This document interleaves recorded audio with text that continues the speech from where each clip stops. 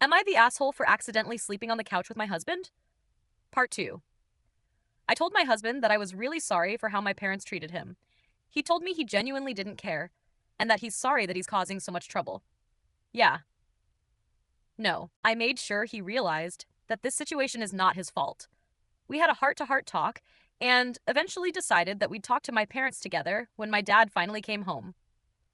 So basically, I told them that they disrespected my husband last night, that we both are married and have kids, and are planning on having more kids.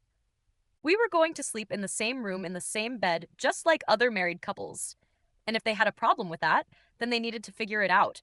Because while I made a mistake by not standing my ground the first time, I wasn't going to let it happen again.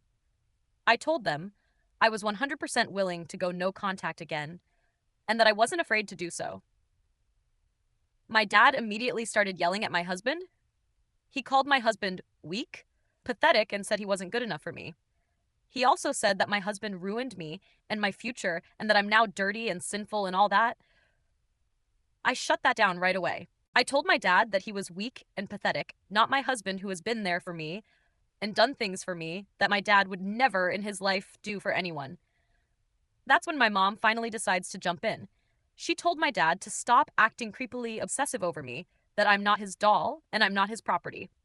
She mentioned a few disturbing things I'd rather not repeat, as I'm still having trouble processing them myself, but she also called him out for being jealous of my husband. My dad left the house, and according to my mom, he probably went to a hotel or something. My mom apologized for everything. She even apologized to my husband for when she barged into the room while we were changing. She said that my dad and her had been fighting all day and that she wrongly took her anger out on us. She said she understood if we didn't want to stay any longer, and for the sake of, well, everything, we decided to leave. And that's that. I don't really have much to say because my mind's been kind of empty. Empty. I'm just numb and sad, but also relieved. My dad and I have had a shitty relationship since I was 18, but knowing what he really thinks of me and my family hurts a lot. And it isn't even because of our culture or religion. It's just him being a shitty person. And because of this, I'm going to go NC with my parents. Again, we're finally home after the most exhausting days of our lives. And again, I feel so incredibly numb.